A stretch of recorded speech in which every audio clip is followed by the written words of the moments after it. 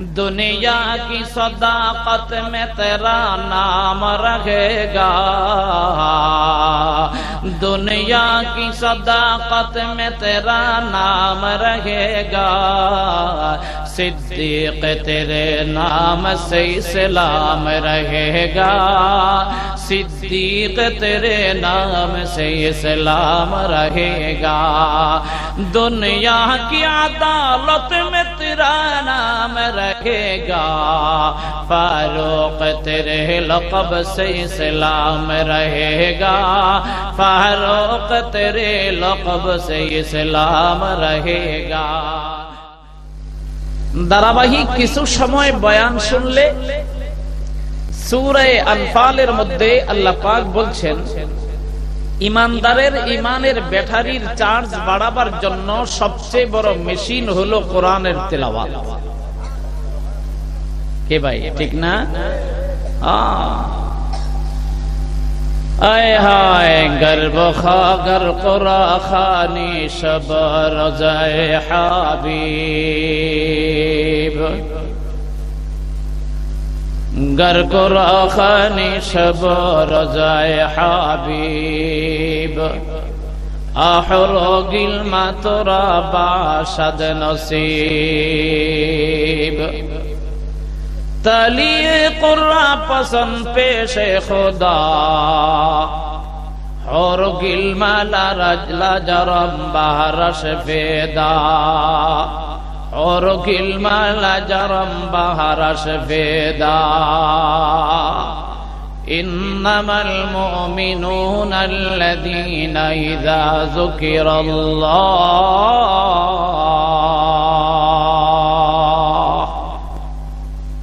আল্লাহ পাক বলছেন ঈমানদার আল্লাহর কথা বললে, আল্লাহর কোরআনের তেলাওয়াত করলে আর শুনলে ঈমানদারের ঈমানি শক্তি বেড়ে যায়। আল্লাহ তুমি আমাদের ঈমানি শক্তি বাড়ায় দাও, বলেন আমিন। আর একটু আস্তে বলেন আমিন। যদি দোয়া কবুল হয়ে যায় টিভির সামনে বইতে পারতেন না, বেপরদা করা যাবে না, দুনিয়ার কাজে ব্যস্ত থাকা যাবে না। আল্লাহ যদি কবুল করে আমাদেরকে তার ওলি বানানোর জন্য আপনারা আমরা রাজি আছি? জোরে বলেন রাজি আছেন? আল্লাহর ওলি হওয়ার আশা নাই কার কার একটু হাত উঠান। মাশাআল্লাহ, সবাই তো চায় আল্লাহর ওলি হতে। আল্লাহ তুমি আমাদের সকলকে তোমার ওলি বানায় দাও, চিল্লিয়ে বলেন আমিন। আর একটু জোরে কোন আমিন। আল্লাহর ওলির খাতায় নাম লেখাইতে কষ্ট একটু করা লাগবে, কি ভাই লাগবে?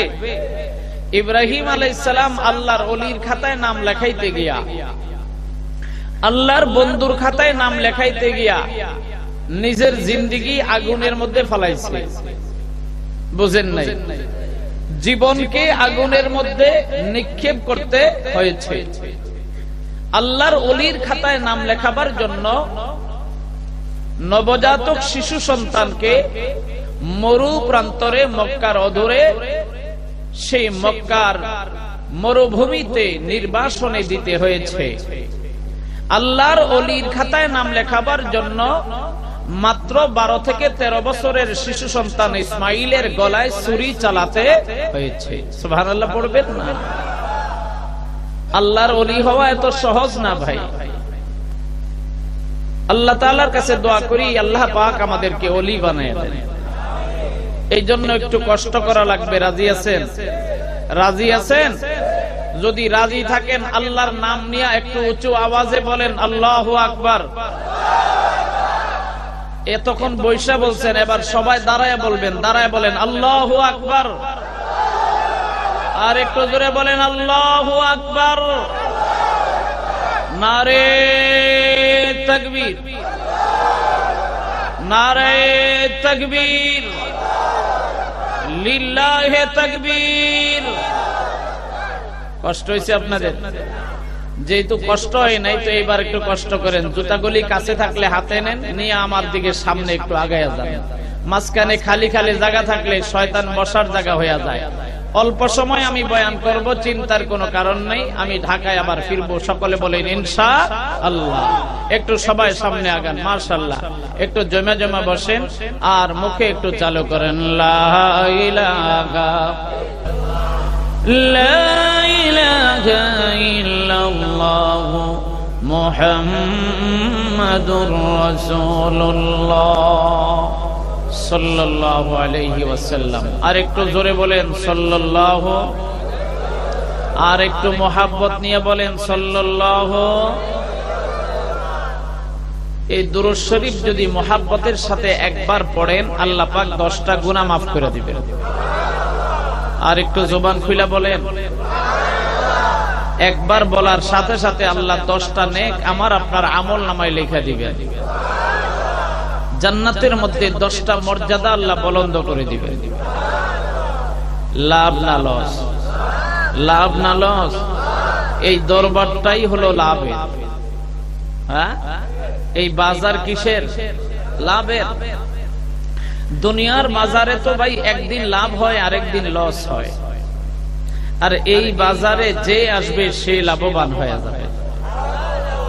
আল্লাহ তুমি আমাদের সকলকে লাভবান হওয়ার তৌফিক দান করো।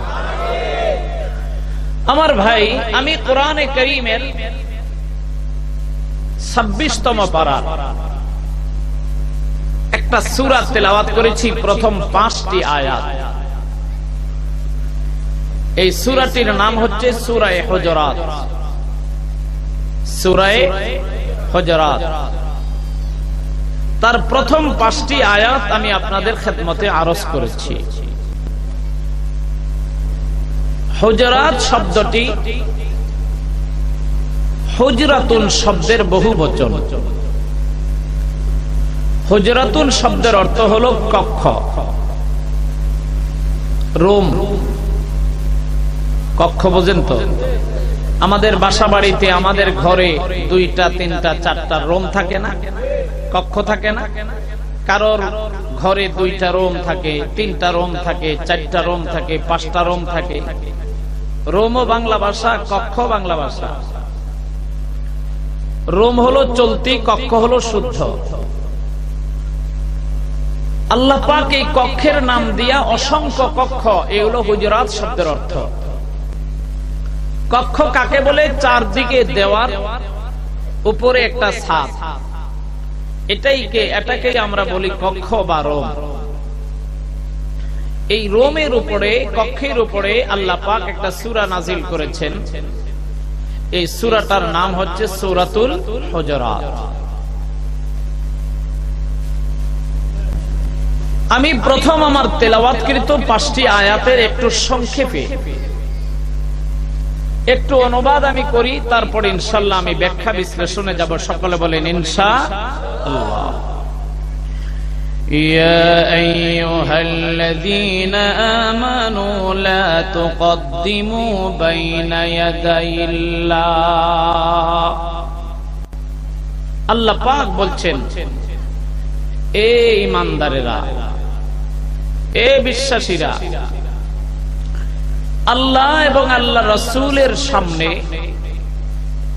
আল্লাহ আল্লাহ রাসূলের অনুমতি ছাড়া কোন কাজ বা কোন কথা অ্যাডভান্স করবে না, আগায়া যাবে না। নবীর পারমিশন ছাড়া কোনো কাজও করবে না, নবীর পারমিশন ছাড়া কোনো কথাও বলবে না। ওয়াত্তাকুল্লাহ, এক্ষেত্রে তোমরা আল্লাহকে চরম পর্যায়ের ভয় করো। কোনোভাবেই যেন আল্লাহর সাথে, নবীর সাথে বেয়াদবিমূলক আচরণ হয়ে না যায়, এজন্য আল্লাহকে ভয় করো। কেন? যে ইন্নাল্লাহা সামিউন আলিম, এজন্য যে তোমাদের প্রত্যেকটা কথা শুনেন কে? আল্লাহ। আলিম, তোমাদের প্রত্যেকটা কাজের ব্যাপারে খবর রাখেন কে? জানেন কে? আল্লাহ। ইয়া আইয়ুহাল্লাযীনা আমানু লা তারফাউ আসওয়াতাকুম ফাওকা সাওতিন নবী। হে ঈমানদারেরা, এ বিশ্বাসীরা, শোনো, নবীর দরবারে বসে এমন উঁচু আওয়াজে কথা বলবে না লা তারফাউ আসওয়াতাকুম, এত উঁচু আওয়াজে কথা বলবে না, নবীর আওয়াজের চাইতে তোমাদের কথার আওয়াজের উচ্চতা যেন বেড়ে না যায়। ওয়ালা তাজহারু লাহু বিল কওলি কাজহরি বা'দিকুম লিবা'দিন, তোমরা পরস্পরের সাথে যেমন খোলামেলা কথা বলো, উচ্চ শব্দে কথা বলো, হাসি ঠাট্টা মজাকের সুরে কথা বলো, এমন শব্দে এমন সুরে নবীর সাথে তোমরা কথা বলো না। কেন? যে আন তাহবাতা আমালুকুম, এমন ভাবে যদি কথা বলো হতে পারে যে তোমাদের জীবনের আমলগুলো সব মিসমার হয়ে যাবে, ধ্বংস হয়ে যাবে, বরবাদ হয়ে যাবে। ওয়া আনতুম লা তাশউরুন, কিন্তু বরবাদ হবে এটা তোমরা গুণক্ষরেও অনুধাবন করতে পারবে না। ইন্নাল্লাযীনা ইয়াগুদ্দুনা আসওয়াতাহুম ইনদা রাসূলিল্লাহ, আল্লাহ পাক বলতেছেন যে মানুষগুলি রাসূল আরবীর সামনে তাদের আওয়াজকে ছোট রাখে, যাদের কথার আওয়াজ নবী আলাইহিস সালামের সামনে তার মজমায়ে উঁচু আওয়াজে কথা বলে না, নিচু আওয়াজে কথা বলে, এরা কারা জানো?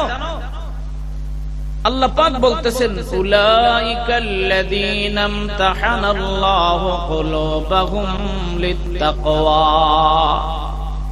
এই লোকগুলি তারা যাদের অন্তরের মধ্যে তাকওয়া ভরপুর হয়ে গেছে, তাকওয়ার পরীক্ষায় যারা পাশ করেছে, যারা আল্লাহর ভয় ভীতিতে এক চমৎকার পরীক্ষায় যারা পাশ করেছে, চরম পর্যায়ে তাকওয়ার যারা চলে গিয়েছে, তারাই কেবলমাত্র নবীর সামনে কথা উঁচু আওয়াজে বলে না, নিচু আওয়াজে বলে। আর এই তাকওয়ার বিনিময়ে নবীর সামনে নিচু আওয়াজে কথা বলার কারণে লাভটা কি, পুরস্কারটা কি? আল্লাহ পাক বলতেছেন লাহুম মাগফিরাতুন ওয়া আজরুন আযীম, লাহুম মাগফিরাতুন ওয়া আজরুন আযীম।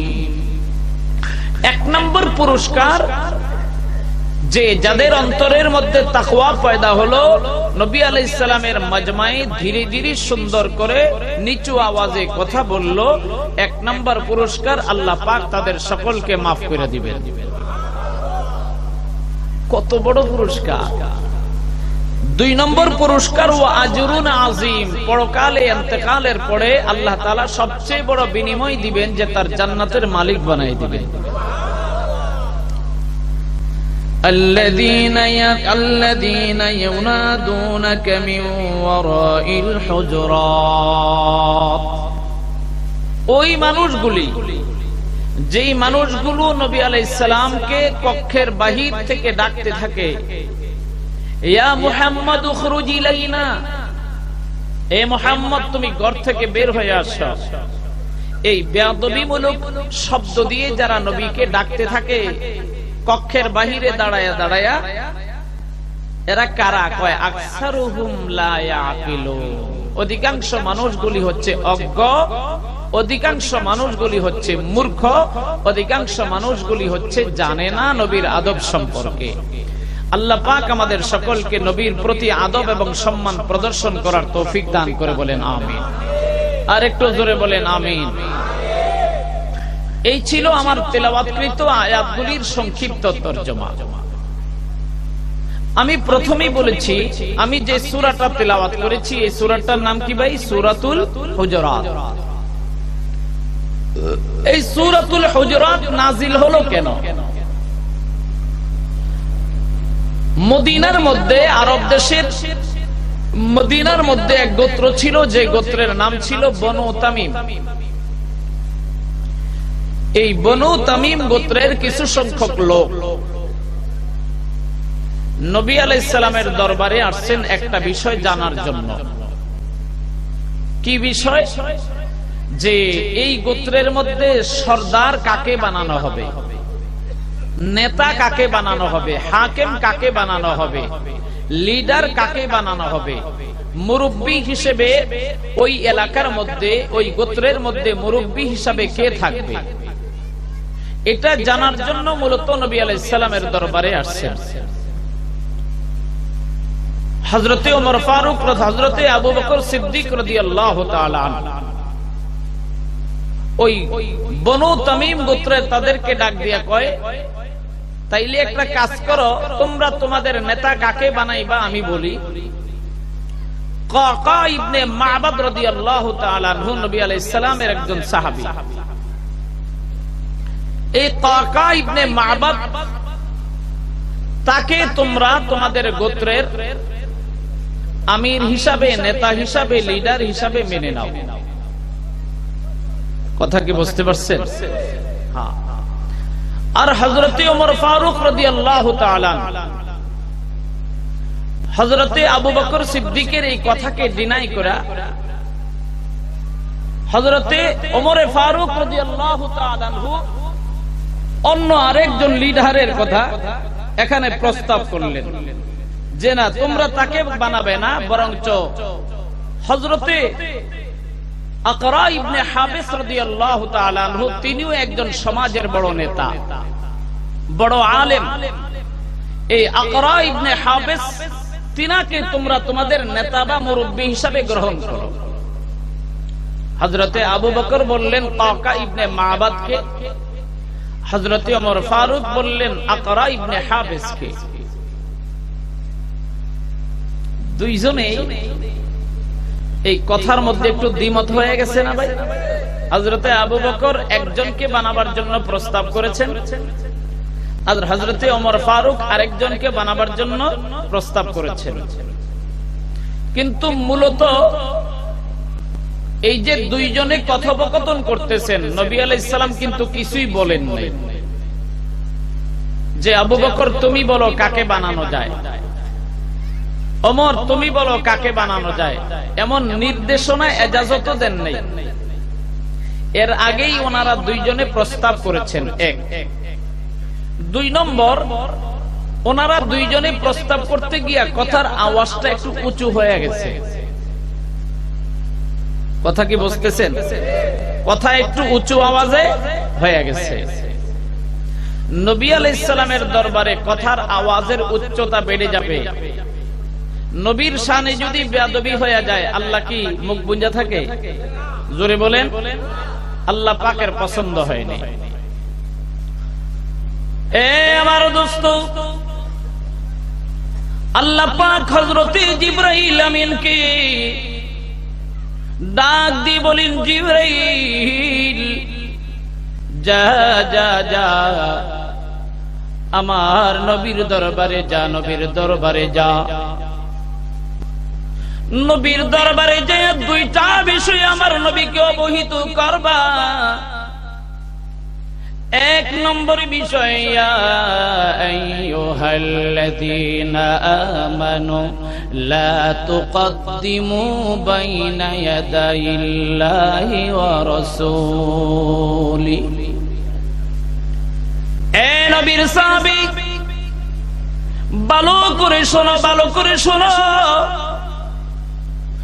নবীর পারমিশন ছাড়া, নবীর ইজাজত ছাড়া তোমরা নবীর সামনে বসে অ্যাডভান্স কোনো কথা বলবা না। সুবহানাল্লাহ পড়েন। এ আমার দোস্ত, আবু বকর যত বড়, হযরতে ওমর তত বড়, কিন্তু কথা যে নবীর আগে অ্যাডভান্স হয়ে যায়, আবু বকর খেয়াল করেন নাই, হযরতে ওমরও খেয়াল করেন নাই। আমার বাবারে, এই জন্য আল্লাহ পাক আয়াত নাজিল করে দিলেন, এ নবী তুমি তোমার সাহাবায়ে কেরামদেরকে বলে দাও, এ নবী তুমি তোমার সাহাবায়ে কেরামদেরকে বলে দাও, লা তুকদ্দিমু বাইনা ইয়াদাইল্লাহি ওয়া রাসূলিহি।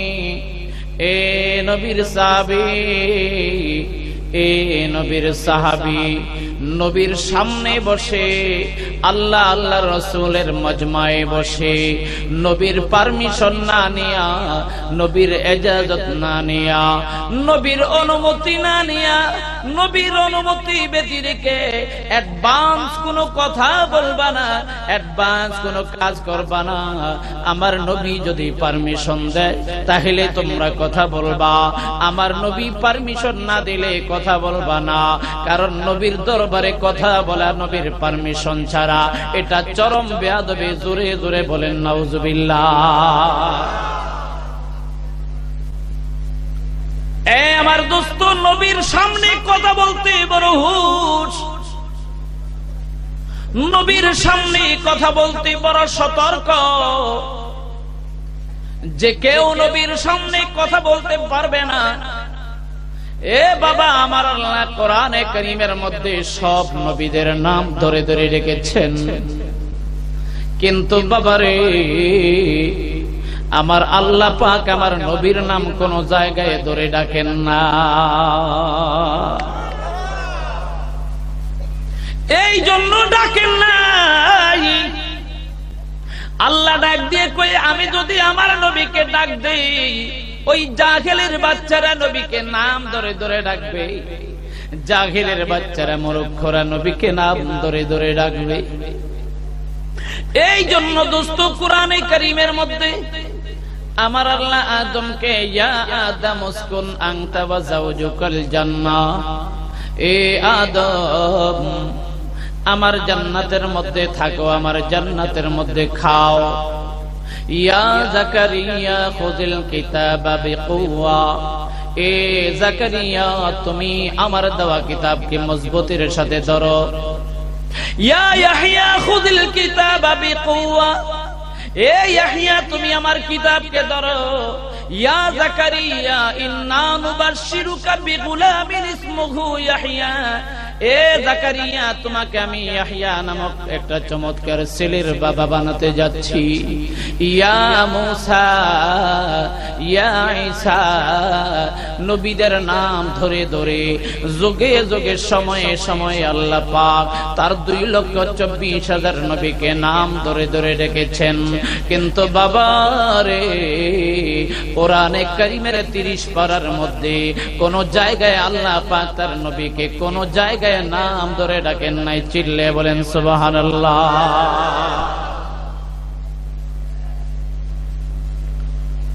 চিন্তা করছেন আমার নবীকে আমার আল্লাহ আদর মায়া কম করে না বেশি করে? আরো জোরে কম। এ আমার দোস্ত, বাবা ভালো করে শোনার চেষ্টা করো, বুঝার চেষ্টা করো রে বাবা। যত জায়গায় আল্লাহ পাক তার নবীকে ডাক দেবার মনস্থ করেছেন, যত জায়গায় আল্লাহ পাক তার নবীকে ডাক দেবার জন্য ইচ্ছে করেছেন, সব জায়গায় আল্লাহ পাক ডাক দিয়ে বলেছেন, ইয়া আইয়ুহান নাবিয়্যু ইন্না আরসালনাকা শাহিদা ওয়া মুবাশশিরা ওয়া নাযীরা ওয়া দা'iয়ান ইলাল্লাহি বিইذনিহি ওয়া সিরাজাম মুনীরা। আল্লাহু আকবার। মুহাম্মদ বলে আল্লাহ ডাকেন নাই, আল্লাহ নবী বলে ডাক দিয়েছেন মুহাম্মদকে। আরেক জায়গায় আল্লাহ ডেকেছেন, ইয়া আইয়ুহার রাসূল বাল্লিগ মা উরসিলতু ইলাইক, এ নবী মুহাম্মদ, এ মুহাম্মদুর রাসূলুল্লাহ, আমি তোমার কাছে যে পয়গাম পাঠাইলাম এই পয়গাম তুমি মানুষের দ্বারে দ্বারে যাও, বারে বারে যাও, ঘরে ঘরে যাও, মানুষের কাছে যাও। আমার তাওহীদের বাণী, আমার ঈমানের বাণী, আমার ঐশী বাণী, আমার কোরআনের বাণী তুমি প্রত্যেকের কাছে যায় পৌঁছে দাও। চিল্লে বলেন সুবহানাল্লাহ। এ বাবা, আরেক জায়গায় আল্লাহ ডেকেছেন, ইয়া আইয়ুহাল মুযাম্মিলু কুমিল লাইলা ইল্লা কালিলা। এ কম্বলওয়ালা, এ কম্বলওয়ালা, তুমি সারা রাত আমার সামনে দাঁড়ায় দাঁড়ায় ইবাদত করো, এটা আমার ভালো লাগে না। রাতের কিছু অংশ তুমি ঘুমাইবা, আর কিছু অংশ তুমি ইবাদত করবা, কিছু অংশ তুমি আরাম করবা, আর কিছু অংশ দাঁড়ায় দাঁড়ায় নামাজ পড়বা। এই জন্য আমি চাই তুমি কম্বল গায়ে দিয়ে আরাম করো। ইয়া আইয়ুহাল মুদ্দাসসির কুম ফাআনযির ওয়া রাব্বাকা ফাকাব্বির। এ কম্বলওয়ালা, এ কম্বলওয়ালা, তুমি জলদি করে দাঁড়িয়ে যাও, প্রস্তুত হয়ে যাও, উম্মতের ঘরে ঘরে আমার দাওয়াত ও তাবলীগের কাজ করো, মানুষকে জাহান্নামের ভয় ভীতি দেখাও, জান্নাতের শুভবার্তা করো। এই হচ্ছে তোমার দায়িত্ব। চিৎকার করে বলেন সুবহানাল্লাহ। দেখেন, এত জায়গায় নবীকে সম্বোধন করেছেন, কিন্তু এক জায়গায়ও আল্লাহ পাক তার নবী মুহাম্মদ রাসূলুল্লাহকে ইয়া মুহাম্মদ বলে ডাক দেন নাই। সুবহানাল্লাহ পড়বেন কেন? যে আল্লাহ যদি ডাক দেন দিতে পারেন, কিন্তু আমার মতো আপনার মতো জাহেল যারা, তারা নবীকে ইয়া মুহাম্মদ বলে ডাক দিবে। আজকের এই সূরা হুজুরাতের সামনে আয়াতে আসতেছে, বনু তামিম গোত্রের এক লিডার নবী আলাইহিস সালামের বাড়ির সামনে আইসা, ঘরের সামনে আইসা দাঁড়ায় কয়, ইয়া মুহাম্মদ উখরুজ ইলাইনা। কত বড় বেয়াদব! এ মুহাম্মদ, তুমি ঘর থেকে বেরিয়ে আসো, তোমার সাথে আমার একটা জরুরি কথা আছে। চিন্তা করে আল্লাহ পাক জাল্লা ওয়ালা শানু মুহাম্মদুর রাসূলুল্লাহকে ইয়া মুহাম্মদ বলে ডাক দেন না। আর এই বনু তামিম গোত্রের অশিক্ষিত মূর্খ লোকগুলি মুহাম্মদুর রাসূলুল্লাহকে ডাক দেয়, ইয়া মুহাম্মদ উখরুজ ইলাইনা। এ মুহাম্মদ, তুমি ঘর থেকে বের হও। নবীর শানে বেয়াদবি হয়ে গেছে। সঙ্গে সঙ্গে আল্লাহ তাআলা আয়াত নাযিল করেছেন, ইন্নাল্লাযীনা ইউনাদুনাকা মিন ওয়ারাইল হুজুরাতি আকসারুহুম লা ইয়াকিলুন। এ মূর্খ, নবীকে যারা ইয়া মুহাম্মদ বলে ডাক দেয়, এরা কোনদিন জ্ঞানী আর গুণী হতে পারে না। এরা মূর্খদের পণ্ডিত, মূর্খদের পিতা, মূর্খদের লিডার হতে পারে। জোরে বলেন ঠিক কিনা? এ আমার দোস্ত, নবীর সামনে আদবের সাথে কথা বলা, নবীর সামনে উঁচু আওয়াজে কথা বলা, নবীর কথা ছাড়া অ্যাডভান্স কথা বলা, নবীর সিদ্ধান্ত ছাড়া অ্যাডভান্স কোন কাজ করা, এটা চরম বেয়াদবি, এটা চরম বেয়াদবি। এই জন্য আল্লাহ পাক আয়াত নাযিল করে দিলেন, ইয়া আইয়ুহাল্লাযীনা আমানু লা তুকদ্দিমু বাইনা ইয়াদাইল্লাহ।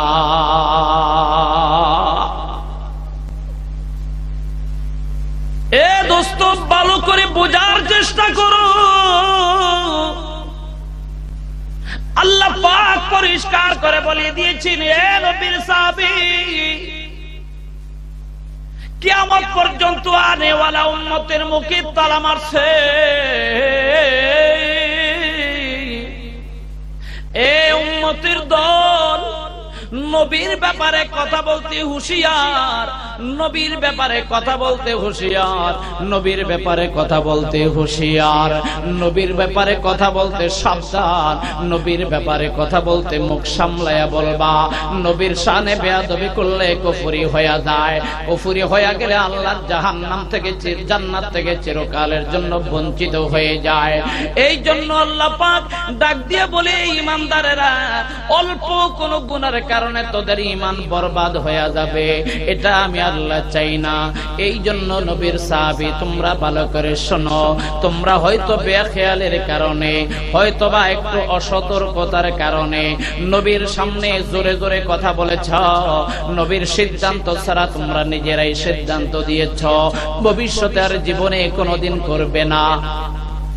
এ আমার দোস্ত, এই আয়াত নাযিল হওয়ার পরে হযরত আবু বকর নবীকে ডাক দিয়ে বলি, নবী রে, আমি বেয়াদবি করে ফেলেছি, আমি বেয়াদবি করে ফেলেছি। এ নবী, আমি বুঝতে পারি নাই, আমি বুঝতে পারি নাই, আমি বুঝতে পারি নাই। আজ থেকে আমি যতদিন বেঁচে থাকবো, তুমি যতদিন বেঁচে থাকবা নবী, আমি তোমার কানের সাথে কান মিলাইয়া কথা বলবো, তোমার কানের সাথে আমি আমার জবান লাগাইয়া কথা বলবো। আস্তে আস্তে আমি কথা বলবো, নিচু সুরে আর কথা বলবো। কোনদিন আল্লাহর নামে কসম করে বললাম, জীবনে আর কোনদিন উঁচু আওয়াজে কথা বলবো না। চিল্লে বলেন সুবহানাল্লাহ। আয়াতে জ্ঞানী মানুষের চোখ খুলে গেছে না ভাই? এই আমার দোস্ত, অথচ হযরত আবু বকরের চাইতে বেশি আদবওয়ালা পৃথিবীতে আর কেউ নাই। আছে? এ বাবা, পৃথিবীর মধ্যে আবু বকরের চাইতে বেশি আদবওয়ালা কেউ নাই। এ দোস্ত, হযরত ওমর, মুসলিম শরীফের হাদিস, হযরত ওমর ফারুক রাদিয়াল্লাহু তাআলা আনহু একদিন হযরত আবু বকরের ব্যাপারে আলোচনা করতেছিলেন, হযরত আবু বকরের ব্যাপারে আলোচনা করতেছিলেন, হযরত আবু বকর সিদ্দিকের মর্যাদা সম্পর্কে আলোচনা করতেছিলেন। ডাক দিয়া কয়, আল্লাহ, আবু বকরের একদিন আর এক রাতের আমল যদি আমার সারা জীবনের আমলের সমান হয়ে যাইতো, আমি কতই না ধন্য হয়ে যাইতাম। আমার সারা জিন্দেগীর আমলকে যদি এক পাল্লায় ওজন করা হয়, আবু বকরের এক রাতের আমলের সমান হয় না। दुनिया की सदाकत में तेरा नाम रहेगा, दुनिया की सदाकत में तेरा नाम रहेगा, सिद्दीक तेरे नाम से इस्लाम रहेगा, सिद्दीक तेरे नाम से इस्लाम रहेगा, दुनिया की अदालत में तेरा नाम रहेगा, फारूक तेरे लक़ब से इस्लाम रहेगा, फारूक तेरे लक़ब से इस्लाम रहेगा, दुनिया की शुजाअत में तेरा नाम रहेगा, हैदर तेरे नाम से इस्लाम रहेगा, हैदर तेरे नाम से इस्लाम रहेगा, दुनिया की सखावत में तेरा नाम रहेगा, उस्मान तेरे नाम से इस्लाम रहेगा, उस्मान तेरे नाम से इस्लाम रहेगा। अल्लाहु अकबर। आरो जोरे बोलेन अल्लाहु अकबर। এ দোস্তরে, আমার নবীর উম্মতের মধ্যে পৃথিবীর সব উম্মতের আমলকে যদি এক পাল্লায় ওজন করা হয়, আবু বকরের আমলের সমান হবে না রে ভাই। হযরত ওমর ডাক দিয়া কয়, আল্লাহ রে, আমার সারা জীবনের আমলকে যদি এক পাল্লায় ওজন করা হয়, আবু বকরের এক রাতের আমলের সমান হবে না। চিল্লে বলেন সুবহানাল্লাহ। এত সে আবু বকর। সাহাবায়ে কেরাম জানতে চাইলেন, এ ওমর, আবু বকরের সেই রাত কোন রাতের আমল তোমার সারা জীবনের আমলের সমান হয় না? এ বাবারে, হিজরতের 6 মাস আগে আবু বকরকে ডাক দিয়ে বলে, নবী আবু বকরকে ডাক দিয়ে বলে, আবু বকর, মক্কার মানুষের অত্যাচার, জুলুম, নির্যাতন যেভাবে আরম্ভ হয়েছে, হয়তোবা আর বেশি দিন আমি আমার পিতৃভূমি মাতৃভূমিতে থাকতে পারবো না। আমাকে মারার জন্য চতুর্মুখী ষড়যন্ত্র, দিন গেলে রাত যায় না, রাত গেলে দিন যায় না। আমি ঘর থেকে বের হলে ডানে তাকাইলে দেখি শত্রু, বায়ে তাকাইলে দেখে শত্রু, সামনে তাকাইলে দেখি আমি শত্রু। এই শত্রু বাহিরের নয়, এই শত্রুগুলি বহির্বিশ্বের নয়, এই শত্রুগুলি বিদেশের নয়, এই শত্রুগুলি আমার বংশীয় শত্রু। জোরে কন্যা নাউজুবিল্লাহ। আমার দোস্ত, আবার সিরাতের কিতাবের মধ্যে আল্লামা ইদ্রিস কান্দলবি তার কিতাব সিরাতে মুস্তাফার মধ্যে লিখছে, আবু জাহাল তার সংসদ ভবন দারুন নদওয়াতে বসে। আজ বিশাল বড় গুরুত্বপূর্ণ সভা, এই সবার মধ্যে বসে মুহাম্মদকে কি করা যায়, মুহাম্মদের ব্যাপারে আজকে আমি চূড়ান্ত সিদ্ধান্ত নিব। বাবা, মক্কার বড় বড় কাফেররা সংসদে বসে গেছে, সংসদের নেতা আবু জাহেল চেহারির মধ্যে বসে, সঙ্গে ইবলিস শয়তান ঢুকছে। শয়তান ঢুকি আবু জাহালের কাছে বসছে, ডাক দিয়ে বলে, তুমি কে? কয়, আমি শাইখুন নজ, আমি হলাম নজদের বড় বাদশাহ। শুনলাম আজকে নাকি মুহাম্মাদের ব্যাপারে আপনি সিদ্ধান্ত নিতে যাচ্ছেন। বলে, হ্যাঁ, আমি আসলাম, যদি প্রয়োজন হয় আমি আপনাকে একটা পরামর্শ দিয়ে সাহায্য করব। আবু জাহাল এবার তার বাহিনীদেরকে ডাক দিয়ে বলে, বাহিনী, এ মক্কার বড় বড় কুরাইশ বংশের সর্দার, এ বড় বড় কাফের আর মুশরিকদের লিডার, বলো দেখি মুহাম্মাদের ব্যাপারে কি করে যায়। একদল লোক ডাক দিয়া কয়, বলে, মহারাজ, আমাদের সিদ্ধান্ত মুহাম্মদ আরবিকে এই দেশ থেকে দুনিয়ার অন্য দেশে পাঠাইয়া দেন। মক্কা মদিনা থেকে, আরব দেশ থেকে, অন্য আমেরিকান ইউরোপ কোন কান্ট্রিতে পাঠাইয়া দেন, যেখানে গেলে তার জুলুম থেকে আমরা বেঁচে থাকতে পারবো। শয়তান ডাক দিয়ে বলে, আবু জাহাল, বলেও তুমি এই সিদ্ধান্ত করবা না।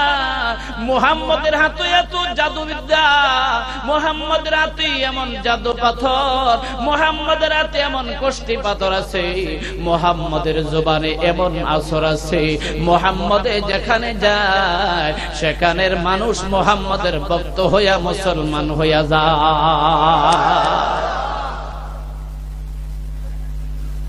তারে বিদেশ পাঠাইবা কা? বিদেশ পাঠাইলে তোমাদের ক্ষতি ছাড়া লাভ হবে না। আর একদল মানুষ ডাক দিয়ে কই, এ মহারাজ, বিদেশে পাঠানোর দরকার নাই, কাজ করেন মুহাম্মদ আরবিকে কেন্দ্রীয় কারাগারে আবদ্ধ করে রাখেন, কেন্দ্রীয় জেলখানার মধ্যে মুহাম্মদ আরবিকে আমরণ জেল দিয়ে দেন, যতদিন বাঁচবে জেলখানায় থাকবে। আবু জাহাল কয়, এটা ঠিক আছে। ইবলিস শয়তান ডাক দিয়া কয়, মহারাজ, জীবনে তুমি এমন ভুল করবা না। এ মুহাম্মদ, তুমি, এ আবু জাহাল, তুমি মুহাম্মদকে চিনো না। আমি মুহাম্মদকে শুধু চিনি না, মুহাম্মদের বাবাকে, মুহাম্মদের দাদাকে, মুহাম্মদের 14 পুরুষকে, মুহাম্মদের আদি পিতা আদমকে পর্যন্ত আমি চিনি। আরে আবু জাহাল, খবরদার, তুমি তাকে জেলখানায় বন্দী করবা না। তুমি জেলখানায় যদি বন্দী করবা, জেলখানার সব চোর ডাকাত, শয়তান বাটপার লুচ্চা সব বলে আল্লাহ ওয়ালা হইয়া যাবে। ও যেখানে যায় সেখানে চোর চোর থাকে না, ডাকাত ডাকাত থাকে না, বাটপার বাটপার থাকে না, সব আল্লাহর ওলি হয়ে যায়। চিল্লিয়ে বলেন সুবহানাল্লাহ। কি করা? বিদেশে পাঠাইলে বিদেশের মানুষ মুসলমান হয়ে যাবে, জেলখানায় পাঠাইলে জেলখানার কারাবন্দীরা আল্লাহওয়ালা হয়ে যাবে। কি করা যায়? একজন লিডার ডাক দিয়ে বলে, মহারাজ, আমার কাছে একটা চরম সুন্দর একটা বুদ্ধি আছে। কি বুদ্ধি? এ আবু জাহাল, হে আমাদের নেতা, আমাদের সিদ্ধান্ত যদি আপনি অ্যাকসেপ্ট করে নেন, কবুল করে নেন, কার্যকর করা যাবে। সেটা হলো রাতের বেলা মুহাম্মদকে শোয়া লম্বা তরবারি আর ছুরি দিয়া হত্যা করে ফেলা। ইবলিস শয়তান ডাক দিয়ে বলে, আবু জাহাল, না না, আগের দুইটার সংবাদ ছিল অসংবাদ, এবারের সংবাদটা তুমি ডিনাই করো না, এবারের প্রস্তাব তুমি ডিনাই করো না, আর বিলম্ব করা যাবে না। এটাই হবে চূড়ান্ত সিদ্ধান্ত, এটাই হবে তোমার সংসদের চূড়ান্ত সিদ্ধান্ত। মুহাম্মদকে হত্যা করলা, মুসিবত দূর হয়ে গেল, আজীবন তোমাদের দাসত্ব চলবে, আজীবন তোমাদের নেতৃত্ব চলবে, আজীবন তোমরা প্রেসিডেন্ট হয়ে রাষ্ট্রপতি হয়ে থাকতে পারবা। এই জন্য মুহাম্মদকে দুনিয়ার থেকে বিদায় করা, এটাই হবে একমাত্র সিদ্ধান্ত। আবু জাহাল তার সংসদ ভবনে সব কণ্ঠভোটে পাস করে ফেললো, আজ রাত্রে গভীর রাতে মুহাম্মদ আরবিকে হত্যা করা হবে। তবে শুনে নাও, সংসদের এমপিরা, সংসদের মন্ত্রীরা, তোমাদেরকে আমি বলে দিলাম, এই কথা যেন গোপন থাকে, এই কথা যেন মুহাম্মদের কানে না যায়। মুহাম্মদের কানে গেলে মুহাম্মদকে খুঁজে পাওয়া যাবে না, এই জন্য তোমরা গোপনে থাকবা। আমি সংসদ থেকে বের হয়ে একদল যুবককে আমি নির্বাচন করব, যারা নাকি আজকে রাতের বেলা মুহাম্মদকে হত্যা করবে। এবার দোস্তরে, আবু জাহালের সিদ্ধান্ত, কোনো কাফেররা মুখ খুলে না, সংসদের কোন এমপি আর মন্ত্রীরা মুখ খোলে না, কিন্তু আবু জাহাল মুখ খোলে না। আমার আল্লাহ ডাক দিয়ে কয়, জিবরাইল, যা যা যা, আর দেরি করা যায় না, দেরি করা যায় না, দেরি করা যায় না, আমার মুহাম্মদকে বলে দে, আমার মুহাম্মদ যেন তার ঘরে আজকে রাতের বেলা না ঘুমায়। আজকে রাতের বেলা আমার মুহাম্মদকে হত্যা করার জন্য আবু জাহালের চূড়ান্ত সিদ্ধান্ত। চিল্লা বলেন নাউজুবিল্লাহ। রাখে আল্লাহ, মারে কে? আল্লাহ পাক ডাক দিয়ে বলে, আবু জাহিল, তোর মতো বাপ্পা, তোর মতো নিমক হারাম, যেই মুহাম্মদের বরকতে তোরে বানাইলাম, যেই মুহাম্মদের বরকতে তোর বাপ দাদাকে বানাইলাম, যেই মুহাম্মদের বরকতে আসমান জমিন বানাইলাম, যেই মুহাম্মদের বরকতে কুল কায়নাত বানাইলাম, তোদের কত বড় দুঃসাহস মুহাম্মদ আরবিকে হত্যা করবি? না না না, আমার মুহাম্মদের একটা পশম ছিঁড়ার ক্ষমতা আবু জাহেল আমি তোরে দেই না। জমিরা ইজ্জতে বাসাদ মোহাম্মদ, জমিরা ইজ্জতে বাসাদ মোহাম্মদ, জামালে দিলবরা বাসাদ মোহাম্মদ, জামালে দিলবরা বাসাদ মোহাম্মদ, ফলকরা বাহেজা বাসাদ মোহাম্মদ, জামালে দিলবরা বাসাদ মোহাম্মদ, জামালে দিলবরা বাসাদ মোহাম্মদ। সুবহানাল্লাহ পড়ে। হায় হায়, মুহাম্মদুর রাসূলুল্লাহর দরবারে কথা একটু উঁচু আওয়াজে হয়ে গেছে, বেয়াদবি হয়ে গেছে। এই বাটপারে মুহাম্মদুর রাসূলুল্লাহকে হত্যা করার সিদ্ধান্ত নিচ্ছে। কথা বুঝতেছেন তো? দুইজনই মানুষ, একজনে জান্নাতের সর্দার আবু বকর, একজনে জাহান্নামের কীট আবু জাহাল। কি বলে? জোরে কোন ঠিক কিনা? এ বাবা, দুইজনই মানুষ, কিন্তু মানুষই বেশ কম আছে না নাই? আরো জোরে বলেন, আছে না নাই?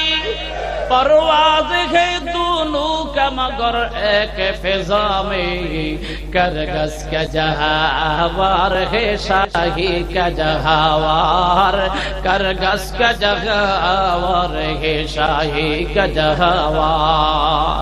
মানুষ দুইজনে, একজনের নজর আখিরাতের দিকে আর একজনের নজর বাবা দুনিয়ার দিকে, একজনের নজর সিনেমার দিকে, একজনের নজর কোরআনের দিকে, একজনের নজর গানের দিকে, একজনের নজর বাবা দুনিয়ার অশ্লীলতার দিকে। নজরে নজরে বেশ কম জোরে বলো ঠিক কিনা? এ দোস্ত, আমাদের বাংলাদেশের পবিত্র সংসদের মধ্যে এমপিদের মধ্যে বাবা দুইটা দল আছে। একটা দল এমপির নজর বাবা আখিরাতের দিকে, আর এক দল এমপির নজর বাবা সিনেমার নাপাক গান্দা জিনিসের দিকে। জোরে বলেন ঠিক কিনা? এ দোস্ত রে, রাশেদ খান মেননের মতো একজন নাস্তিক আর মুরতাদ, যে নাকি কোরআনের বিরুদ্ধে কথা বলে, যে উলামাদের বিরুদ্ধে কথা বলে, যে মাদ্রাসার বিরুদ্ধে কথা বলে, যে নবীর বিরুদ্ধে কথা বলে, এ দোস্ত তার মধ্যে আবু জাহালের মধ্যে আর কোন ব্যবধান থাকতে পারে না। জোরে বলো ঠিক কিনা? এই জন্য দোস্তরে মানুষ মানুষে অনেক বেশ কম। আবার সংসদের মধ্যে আরেক এমপি ডাক দিয়া কয়, এ রাশেদ খান মেনন, তোর মতো মানুষ সংসদের এমপি হইয়া মাদ্রাসার বিরুদ্ধে কথা বলা তোর শোভা পায় না, উলামাদের বিরুদ্ধে কথা বলা শোভা পায় না, আল্লামা আহমদ শফির বিরুদ্ধে কথা বলা শোভা পায় না, দিন শরীয়তের বিরুদ্ধে কথা বলা শোভা পায় না। বাবা একজনের নজর পায়খানার দিকে, আরেকজনের নজর বাবা কোরআনের দিকে। জোরে বলো ঠিক কিনা? আল্লাহ তুমি আমাদের সকলকে তোমার নবীর মুহাব্বত ওয়ালা বানাই দিও। চিল্লে বলেন আমিন। আর একটু জোরে বলেন আমিন। ওমা কতালুহু ওমা সালাবুহু। এ নবী, তোমার ব্যাপারে সিদ্ধান্ত ছিল বনবাস দেওয়া, নির্বাসনে পাঠানো। ইবলিসের কারণে তা কার্যকর হয় নাই। তোমার ব্যাপারে জেলখানায় বন্দী করার সিদ্ধান্ত ছিল, ইবলিসের কারণে কার্যকর হয় নাই। চূড়ান্ত সিদ্ধান্ত হয়েছে তোমাকে আজকে রাত্রে হত্যা করা হবে। এ নবী রে, যাও, তুমি তোমার ঘরের মধ্যে যাও, তবে আমি তোমাকে বের করার ব্যবস্থা করব। বাবা মুহাম্মদ আরবির কাছে রাতের বেলা জিবরাইল আমিন এসে বলছে, মুহাম্মদ আপনি আপনার ঘরে ঘুমাবেন না, হযরতে আলীকে আপনার ঘরে শোয়া দেন। আমানতের টাকাগুলো আলীর কাছ থেকে মক্কার মানুষেরা বুঝা নেবে, আপনি এখান থেকে বের হয়ে চলে যান। এ আমার দোস্ত, আমার নবীকে জিবরাইল ফরমায়েশ দিয়ে চলে গেছে। আমার নবী ঘর থেকে বের হয়ে দেখে, আহারে, নবীর ঘরের চতুর্দিকে ইবলিসি বাহিনী, সব সশস্ত্র বাহিনী দাঁড়ায় আছে। জোরে কোন নাউজুবিল্লাহ। ইবলিসি বাহিনী, শয়তান বাহিনী, কুখ্যাত সন্ত্রাসের গডফাদার আবু জাহিল আর গোষ্ঠীরা অস্ত্র শস্ত্র নিয়ে মুহাম্মদের বাড়ির চতুর্দিকে দাঁড়ায় আছে। মুহাম্মদকে মারার জন্য নীরব নির্জন জায়গা খুঁজতেছে। দেশের মানুষ যখন ঘুমায়া যাবে, মুহাম্মদকে হত্যা করবে। মুহাম্মদ ঘর থেকে বের হয়ে বলে, আল্লাহ কেমনে করে আমি বের হব রে? চতুর্দিকে শত্রু বাহিনী দাঁড়ায় আছে। আমার আল্লাহ ডাক দিয়া বলে, নবী আমি তোমাকে বের করব, দুনিয়ার কাফেররা বলতেও পারবে না। এ নবী রে, তুমি কোরআনে কারীমের আয়াত তিলাওয়াত করো। ইন্না জাআলনা ফি আ'নাকিহিম আগলালান ফাহিয়া ইলাল আযকানি ফাহুম মুকমাহুন ওয়াজআলনা মিন বাইনি আইদিহিম সাদ্দা ওয়া মিন খালফিহিম সাদ্দা ফাআগশাইনাহুম ফাহুম লা ইউবসিরুন।